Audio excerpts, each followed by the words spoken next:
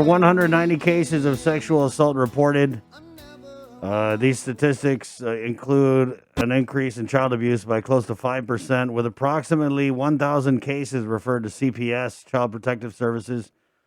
The number of minors reported as sexually assaulted in Guam has risen from 69% in 2018 to 71% in 2019 and 75% in 2020. 63% of sexual assaults are not reported to the Guam Police Department. And in the U.S., nearly 1 in 5 women and 1 in 67 men have been raped at some time in their lives. 1 in 6 boys, 1 in 4 girls sexually assaulted before the age of 18. We see it all too often in the news. It seems like every day we hear a story about sexual assault. This newscast we just played, I think there were 3 stories about sexual assault. And I just wanted to read out these stats before we bring on our next set of guests here. As April, it's a few different months. They usually declare these months will have themes, but for April, it's Sexual Assault Awareness Month, Child Abuse Prevention Month, Youth Month, and National Crime Victims' Rights Week. Okay, and so we're bringing on Cynthia Cabot from the Guam Coalition Against Sexual Assault and Family Violence, and she is joining us with Daniel Summerfleck, who is the Guam Legal Services Corporation Disability Law Center Executive Director. Good morning. Good morning, Good Chris. morning. Morning, Daniel. Morning, Cynthia. Not really looking forward to this interview, to be honest. But I mean, we got to get this info out here, and I just don't know what to say, really, Cynthia. I mean, we've been talking for a few years now, and these statistics continue to climb. The gruesomeness that we hear with these stories that come out, whether it's from the magistrates or reported by the media, of sexual assault of, both adults and children, it's horrifying. It's horrifying. Really, as a father of 5 kids, my worst fear is something happening, and I'm sure every parent has that same fear. Of something happening to their kids, but it's happening to a lot of kids out there. And you guys are right on the front lines of this, Cynthia. Well, certainly the Guam Coalition is here to support key agencies such as Guam Legal Services, and that's why Dan's here also to join me. And yes, I do certainly agree with you, Chris, that this is not exactly the exciting topic to talk about first thing in the morning. It is not a very happy kind of topic to talk about. But I think if you take it in bite-sized pieces and take it one kid at a time, it becomes an important issue that we all rally around. And so that is certainly our goal for this month, is to raise awareness, to engage our community, to support our victims, build the trust, and be able to make some impact there. And Chris, I know it seems alarming with the increase in cases, but I'd like to think that people are more aware of the situation, that there is also a greater or an increase in reporting, and that's what we're seeing, which is what we want to see more so than those cases that go unreported.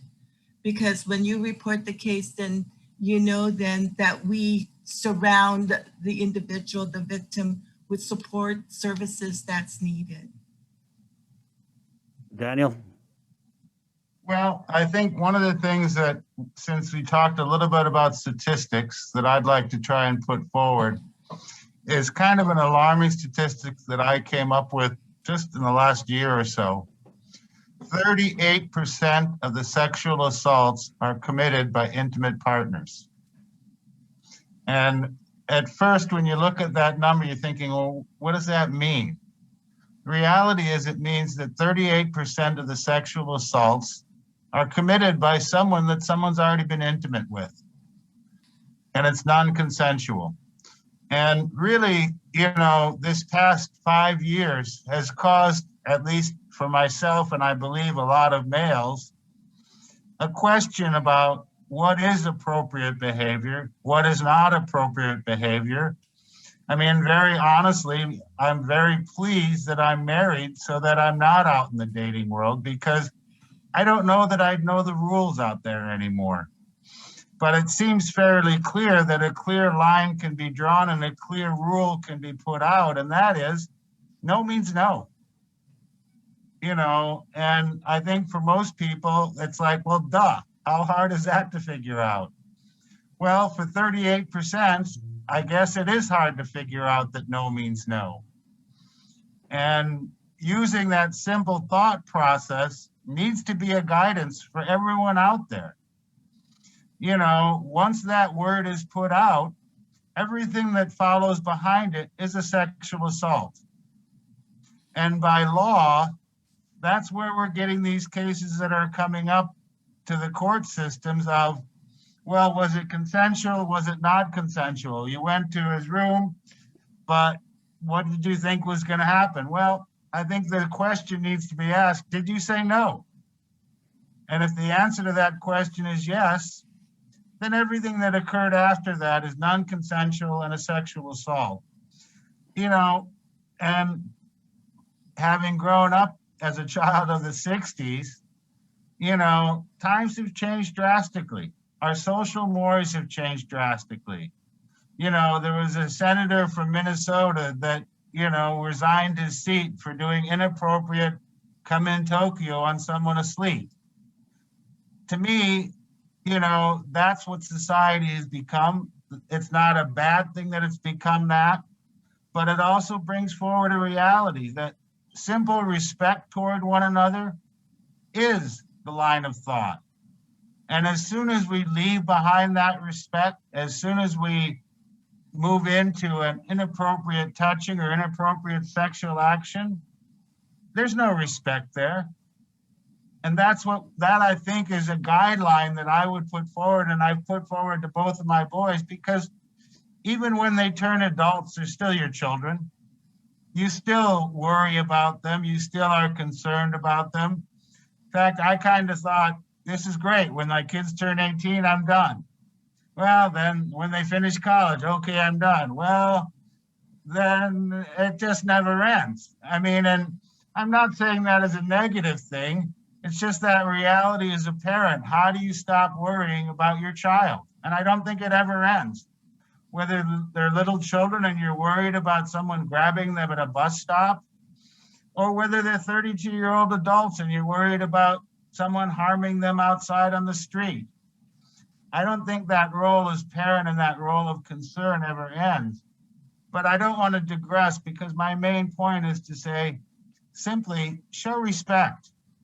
As long as you're showing respect, you don't need to worry about breaking the law. You don't need to worry about being bad or evil, because you're showing respect. You're showing that common decency that we all were raised to present. But somewhere along the line, some individuals lost that. I can't imagine, there was a recent case of a gentleman who got double counts, 15 years consecutive, who grabbed a woman he didn't know, dragged her into the woods, raped her twice. In what world should that kind of behavior happen? Where is there any sense of respect? And the one thing in my more than 30 years here on Guam that I've liked most about Guam is that concept of respect. That concept that, we try and show respect. Obviously, some people fail, but I think it's very straightforward, and it comes back to our roots. Daniel, I think you obviously raised some great points there, but baseline, right?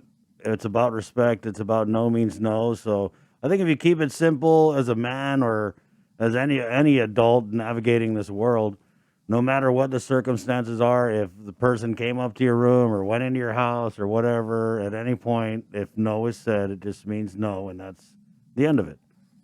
Pretty simple.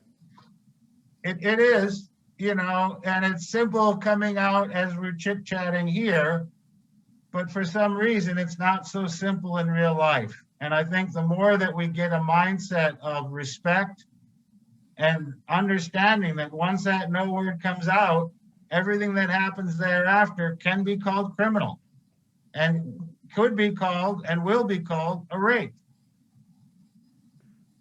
Cynthia, I wanted to go back to the child sexual assault because there's a case that Sabrina and I had talked about here on the link a little while ago, and this was a case of a man who allegedly molested a teen known to him since she was 6 or 7 years old. And this teen was blind with special needs. She reported the assault in a school setting. And it's just, we talk about how horrifying these cases are. And when you think you've heard it all, another one comes along and just shatters your world. Well, for a period of my career, I worked with Child Protective Services. And the hard, cruel reality is there are people out there that have no concern, have no social value, and do heinous acts toward children. And is it right? Absolutely not. The hardest thing I believe about the pandemic has been twofold. One, we had a lack or a failure on Child Protective Services. And two, kids weren't in school. Where do most children feel most comfortable talking about sexual assault, talking about those events? To their peers. What do those peers then do? They then go tell an adult. Or the individual, the victim themselves, tells an adult. Without the schools in session, without that social interaction, without that, for lack of a better word, third eye, a lot of these children who are being victimized have no release system for them. And if the parent is the perpetrator or a member of the family, homeschool. We'll do the take-home package. That way no one sees our child. We always were able to identify some of the worst cases of abuse and neglect inside of the school system. Kids go to school, teachers observe, teachers see changes, other kids talk to other kids. Right. For the past year, we haven't had that. Yeah, Daniel. Not to the level we've had in the past. Right. Yeah, but I mean, that being said, we didn't have that in place, the school setting. But what we did have was people who knew that and still referred cases to Child Protective Services, referring cases to the tune of 1,000 complaints filed at CPS, a massive failure of the system. And I don't think anyone has really been held accountable for that. They have a new director over at CPS who's doing double duty with DYA and CPS. But I got to say, you're right. The school setting is where we do get most of these sexual assault complaints and where, school officials find out about them. But with that not in place, people did what they were supposed to do, which was report the stuff to Child Protective Services. And 1,000 complaints. We're not talking about one complaint, 10 complaints, which would already be egregious enough. We're talking about 1,000 complaints. So the systemic failure of CPS during this pandemic, it's just really atrocious. And you're right? The school system's not there. So we, the people, did what we're supposed to do, which is to go to the institutions that are supposed to protect these kids. Well, nothing happened up to now. And they're whittling their way down these 1,000 complaints. So I just don't know what to say about that. I mean, we've had Melanie on, and I mean, she's, inherited a situation that was almost unmanageable and is somehow managing it. But again, 1,000 complaints in this pandemic, that's mind-boggling, Cynthia. Yes, absolutely, Chris. And one of the things too that I also understand is that this pandemic has done weird things to everyone. And so, how do we move out of that? I think what Melanie has done is a great job in being able to handle the cases. And from what I understand, those were the backlog in cases. There are many factors that contribute to that. No one's working, or at least we're all working remotely. And in order to be able to facilitate the care for kids, many of our agencies themselves were working remotely. And I think we needed to take that into consideration. But yes, for the sake of our children, we needed to be able to understand how we can support them and navigate through this system, especially being able to access the services that they needed. My understanding is that we are at a better place than where we were weeks ago with this situation. So yes, it became a systemic failure, as you call it, in that regard. But I'd like to think that once we put attention to it, we are actually being able to address it. But bottom line, Chris, that those cases have to happen, just as what Dan was trying to explain. It's about the values that we come up with. And, you know, when we look at caring for our children, caring for our community, caring for our family, the aim is to end the violence, and in understanding that at the core, it is about power and control. So when we take those factors into consideration, we look at the extent of work that our partners do in being able to support government agencies, for example, and with all of our partners being able to advocate for safety, for the support services to ensure that our homes are safe, violence-free, and healthy in that regard. Which is why we're here, you know, to talk about the things that we are trying to do. And yes, Chris, we saw you a couple of months back, and, you know, we'll keep coming back again to be able to rally around the importance of engaging our community. Because right now, if you see something, tell someone about it. Because as Dan was trying to say, this whole past year, we were stuck, you know, we thought safer at home. But in reality, can you imagine if we were back in schools? Can you imagine if we were not working remotely? Will those 1,000 cases just be 1,000 cases? So here we are today, right? And if I could just add in one thought to you, Chris. While it was, and I don't argue at all, it was a failure. The one thing that you put forward is the community didn't fail. People still were making those calls to CPS trying to protect children. And that's really what a lot of things depend upon.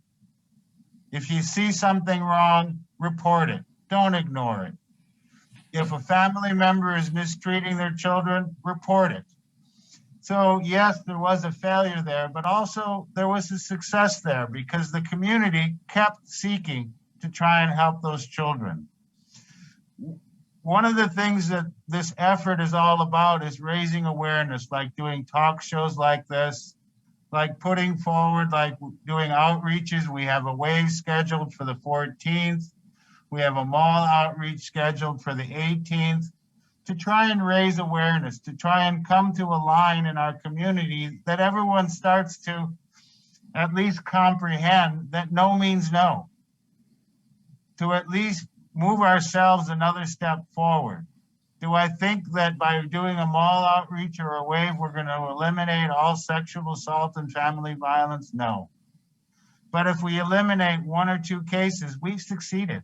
That means 1 or 2 people didn't have to go through this kind of trauma. So, you know, we're going to continue to be out in the community, whether it's April, which is month of everything, including autism awareness month. Right, yeah. I mean, it's like, did we pack April up with every single show? I think they're moving stuff because it's PCOR 3 now. Let's move everything to April. Well, I mean, we have a blue light outside our office, you know, our night light. Yeah. And I'm thinking, is this for sexual assault? Is this for autism? It covers both, so we're safe. It's all the above, right? Cynthia and Dan, let's just go over, let's start kind of at the beginning when you talk about the community, right? What are some of the signs? And I know they receive the training in the school setting, right? With the counselors, teachers, and a lot of it comes from that peer-to-peer communication where one, like you said, one kid tells another and then they tell an adult. What about in like the neighborhood setting, the village setting? How can you tell? What are some of the signs that something may be going on in a household? One of the biggest drawbacks of our society now is there isn't that much community. Maybe in southern villages, there's still that strong sense of community. Maybe at certain pockets, there's a strong sense of community. But I don't know that most people could say the names of the neighbors on all three sides of them. I don't know, I remember growing up as a child in Minnesota. The neighborhood all got together every morning to see whose car had started, to see who could jump everyone else's car who didn't start. I don't see so much of that here. But as far as the community is concerned, I look more toward the familia. A lot of these reports that are coming in through family members, seeing something that's inappropriate and reporting it. Obviously, in the tighter villages, in the more community-oriented villages, that's more identifiable, and community is a strong support network. But I think, just looking at how families and communities have transitioned over the last 20 to 30 years, I'm not sure that there's that tight of a community in a number of communities anymore.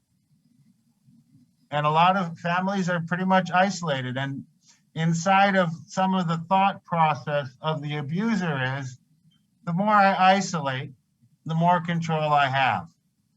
The more my spouse doesn't meet up with her family members, the more she doesn't hang out with her friends, the safer I am in mistreating her, because I've now isolated her from anyone she can safely talk to about it. And that is part of this cycle of abuse, in the cycle of control, is isolation. As soon as you've isolated out your victim, who are they going to talk to? Who are they safe to report to if you've already isolated them out? And it is a strategy used. I mean, unfortunately, they've studied these victims and perpetrators enough that there are patterns.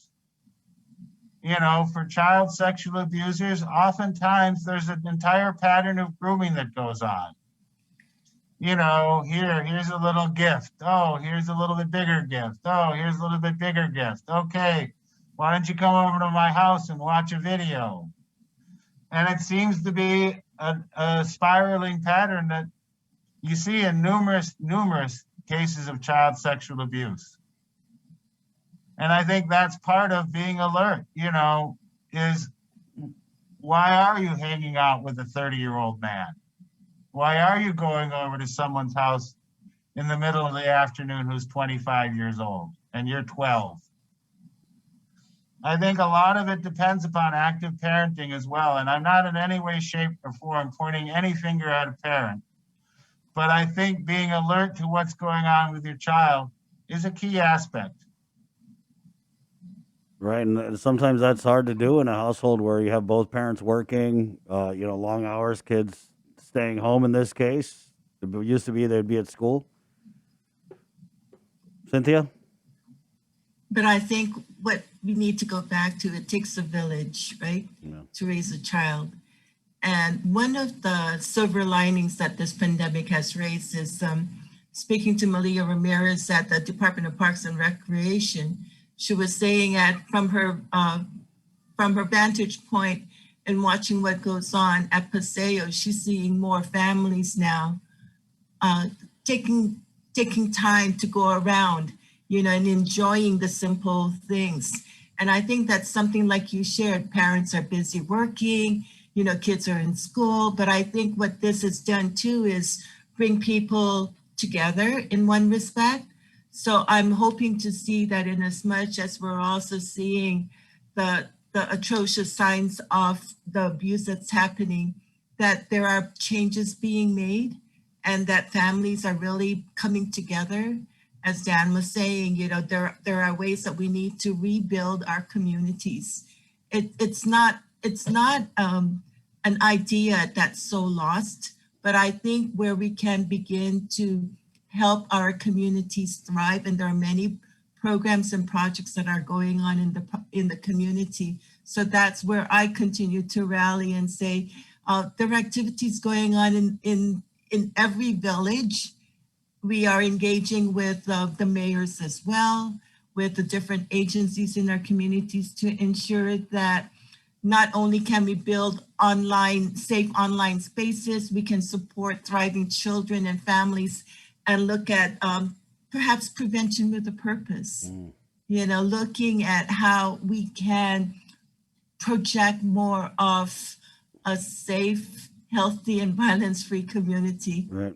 When you talk about mindsets, Cynthia, I kind of wanted to touch on this because it's something we talked about a couple days ago.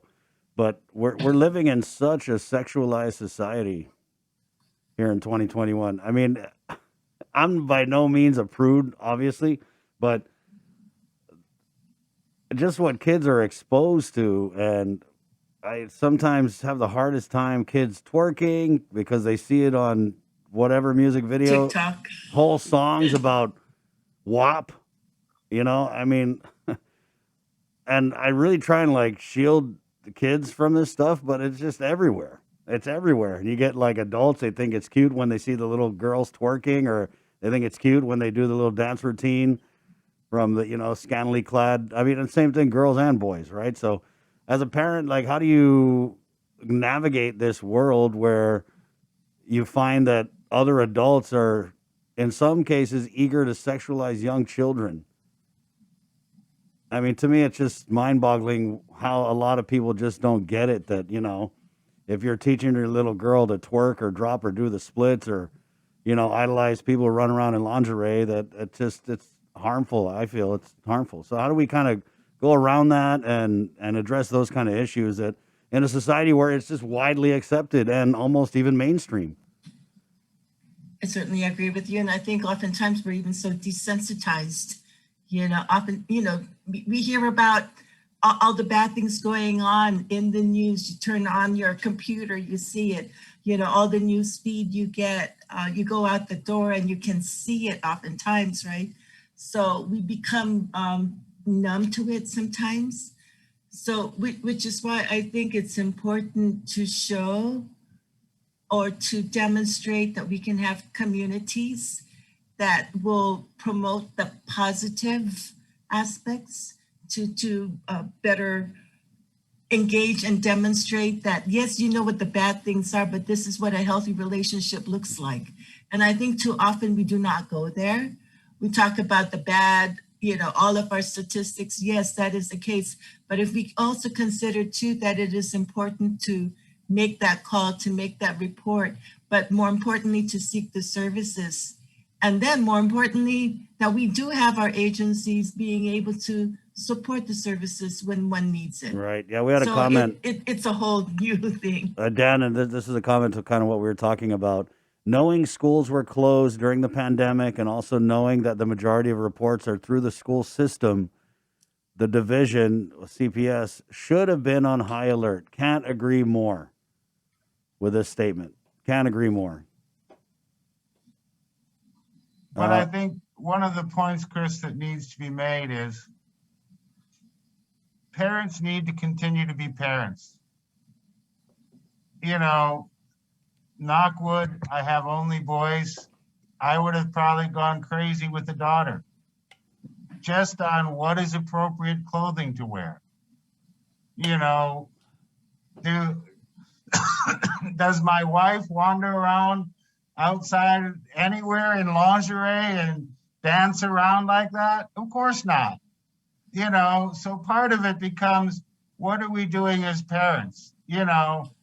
Is that acceptable behavior? Is that the way we behave in this house? Is that the way your grandmother would want to see you? That still requires parenting. And yes, there are a lot of negative messages out there. There are a lot of kids wanting to be a twerker or a negligee dancer or whatever it is. But that doesn't mean as a parent you say, my dream for you is to be a negligee dancer, twerking on the internet. No, that's not my dream for you at all. That's my personal nightmare. the last thing. It's the last thing I want. You know, you want to know what I have nightmares about at night? That's it. Dad, You I got know, my so my youngest baby girl. I mean, her brothers they'll report to me like, "Oh, yeah, Callie wore a two piece." You know what I mean? So I mean, and you're right because my oldest girl, she was scared to wear skirts around me, and she would wear leggings under the skirt because I was just always so worried about them going out and just stupid men. There's just so many stupid men in this world. You know what I mean? So well, but it also is, as a parent, making sure that your child dressed respectably. yeah, yeah, of course. And as soon as we abdicate that, as soon as we don't make comment, as soon as we turn a blind eye to it, we're passively agreeing with it. Yeah. And I think that's where the role of active parenting. Your daughter wouldn't wear a skirt in front of you because she was afraid it wouldn't meet your standards unless she had leggings on. Clearly, the message in your house was, you're not showing your thighs. Cover your treasure. That's the thing I've been saying for years. Cynthia, again, I want to bring you guys on throughout the month to just talk about different things. But we started talking about people reaching out, the programs that are in Yes. place. So where do they reach out? Anybody listening here, where do they reach out to report, to find out more, to maybe even have that conversation about what's appropriate, what's not? Well, what we are certainly trying to do is engage our community, and that is to be a community champion. Know what services are out there, and you're asking, well, who to call? There are many agencies you can call, and depending on the situation and services that's needed. And again, for children, yes, CPS is the one to call, right? Or if it is certainly an emergency, there's 911, the police. But oftentimes we hesitate to make that call. So the you can be that individual with information to support them through. Some agency partners that we have is also Vero. 477-5552 is the number that I always give, and they can provide that initial support. Guam Legal Services, for example, with Daniel Summerfleck and his advocates, can help one navigate through the criminal justice system. Unfortunately, if it needs to go to that extent with protective orders, and he can talk about that in a separate session. And we also have then shelter for those who may need shelter.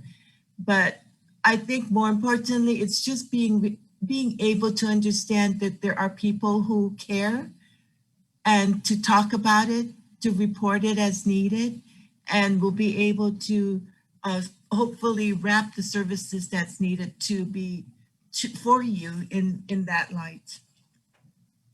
Daniel, And closing just thoughts? to add, Chris, Yeah. anyone who's a victim and needs help, call our office, 477-9811.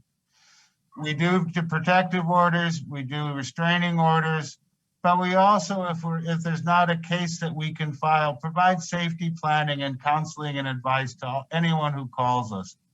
So if someone's a victim, 477-9811. If someone wants to find out more about the effort, I would strongly suggest either calling the coalition or Vero. But for victims, call our office. Thank you, Cynthia. Thank you, Don. I want to get you guys back on next week to talk more about these issues. Obviously, once you open this can, there's just so many ways it could go. There's a lot of comments in here. I don't know if they were coming for me, but Amy says, it doesn't matter what you wear. Ryan says, teach your boys to respect women. Of course we do. You shouldn't hold girls at a different standard. But I just think in this case, and again, I was talking about my 6-year-old daughter, I think that, again, and Cynthia agrees, that we live in this society where it's so sexualized that it's trickling down to the kids, and the kids see what adults do, and kids have emulated adult behavior since the beginning of time. So I'm not trying to hold girls to a different standard. I'm just saying that girls and women are out here getting raped at a young age. And so I just feel like, they shouldn't be sexualized at a young age. That's it. You know. But Chris, I just want to point out, it's also boys. Yeah, boys. Boys, Okay. boys are victims just as Yeah, well. you're right. You're right. And Cynthia. it's and I agree with that individual where it shouldn't matter what you wear. Yeah. But it's unfortunately that the environment that you walk out into looks at that from a different viewpoint. Right. Definitely. Okay, Daniel. Thank you. Thank you very much, Chris, for having us on. It's been a great conversation. Anytime you want, Yeah. I'll make myself available, particularly at 6:45 in the morning. That's how we know you take it serious. Thank you, Cynthia. Thank you, Daniel. Have a great day. Thank you. Okay. Bye.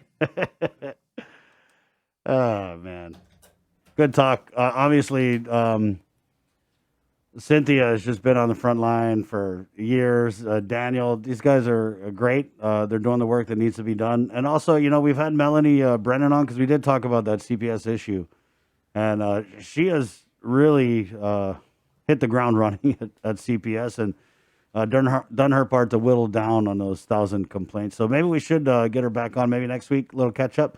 It's 7:24. We're going to take a break and we're back with more of The Link next.